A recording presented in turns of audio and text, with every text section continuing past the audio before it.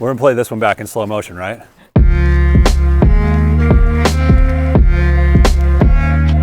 So we're going to my grandfather, Pat Hennon, I call him Deepa's house, to drop off the gin shed. Those of you that know Pat Hennon, or if you've taken a course, you might have seen him enjoying a gin cocktail at one of the class parties. So I thought it would be great to build him a very small gin distillery for personal, non-commercial use. These are one of our SIP sheds that we build in our SIP class. We have 2 steel I-beams that are gonna go under the structure that will allow straps to come up and over. My dad is ready with the crane truck, and we're just gonna swing it off and place it right on the pad. Is there any gin in there? Yes, there is. Take a look. Fresh batch?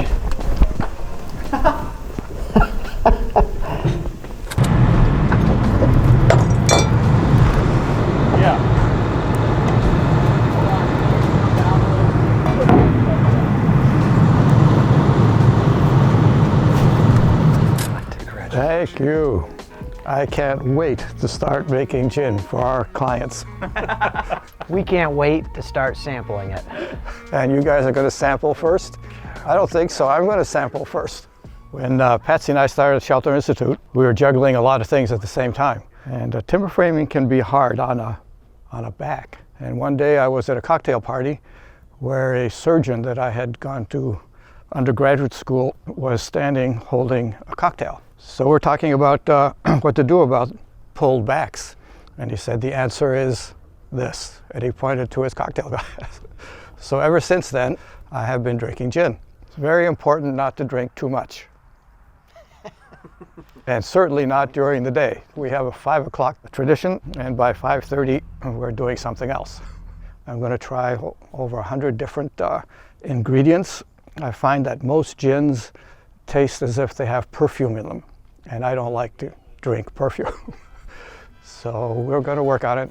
Hopefully by sometime this spring we will have the perfect formula, and we'll be able to give one to everyone who is building a timber frame to relax their muscles. Hey there, here we are in the tool store at Shelter Institute. For the last 23 years, we've been teaching classes in this portion of the building that we call the 1200, and we are now no longer using it for classes because we have a beautiful new teaching facility. And so we have 1,200 square feet that we get to move into. Classroom basically was just getting too small for us for the size class. In order for us to be able to produce more timber frames, we needed more space. We're going to continue to build this out with a staircase going up to the 2nd level, and then offices and studio space up on the 2nd floor of that classroom. The classroom's approximately 34 by 60, so it's about 2,000 square feet. So we've really increased our square footage a lot for the classroom. It was around 1,200 square feet in the old classroom space. In the past, we were using kind of an older projector. People probably know projectors can be dark and difficult to see. So we made sure there's a nice overhead camera that's perfect for this, because we just lay out the plans on the table, and then you can zoom in and very clearly see everything that we're talking about as we're going over plans. We have a meeting with the team over at Acadian Composite Material, who makes the Edura panel, which is made out of completely recycled PET plastics. Great, great, great company. And we're working with them on the LL Bean barn build. I have to say, most of this looks completely doable. Thank you for developing this product. Yeah. And thank you for your congeniality. It's very appreciated. Thank you for joining us on the adventure. Yeah, really.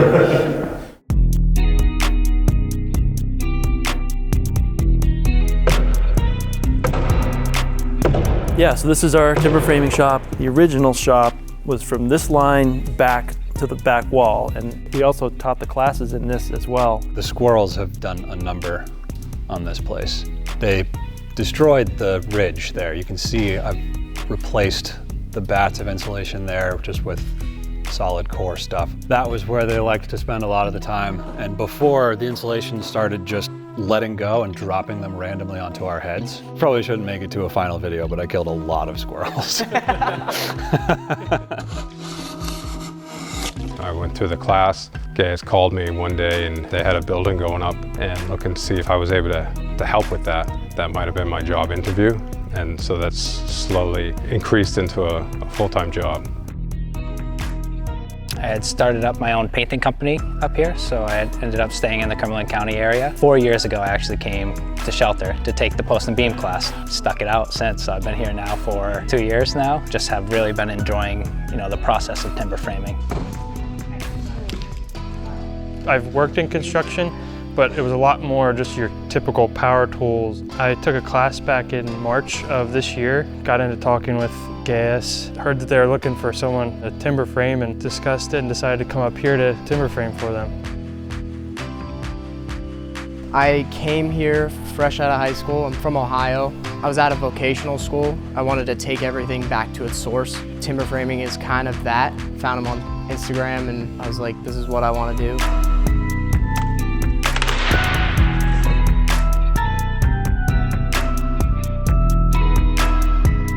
So this is a clear story timber frame that we're shipping down to a customer in North Carolina. He is going to receive it in a couple days and assemble it himself.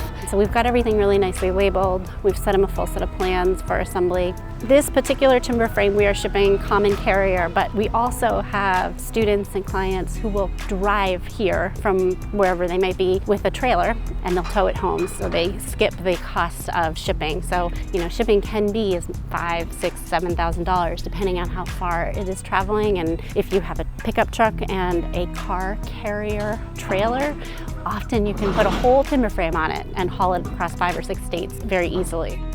Can you say that again? We got everything? We got everything. Just like that? Is that pretty natural? Perfect. Thank you.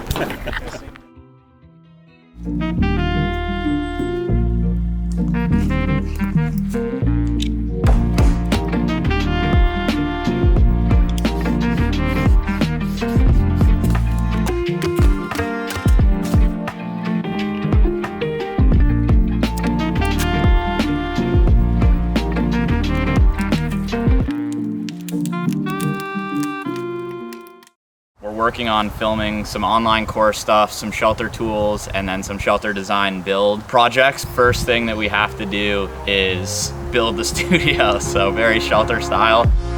This is gonna help the echo, you think, really? Like 12%. Yeah. Oh man, can't you just say more for us? 12%? I think we're testing the theory that if it works, it's not stupid. Eventually this is all gonna live upstairs there where we'll have a plug and play studio that we can just walk into and start recording. So in summary, we have a variety of marking knives to choose from.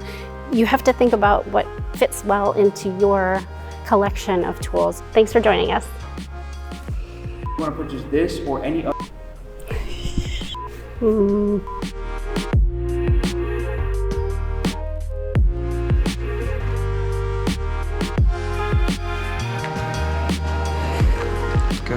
Scarf. So I guess then it's just a greeting. Hello, welcome, welcome, hello.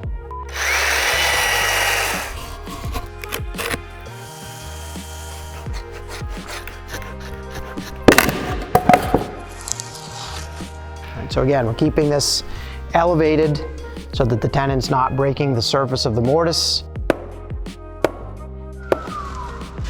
What a beautiful joint.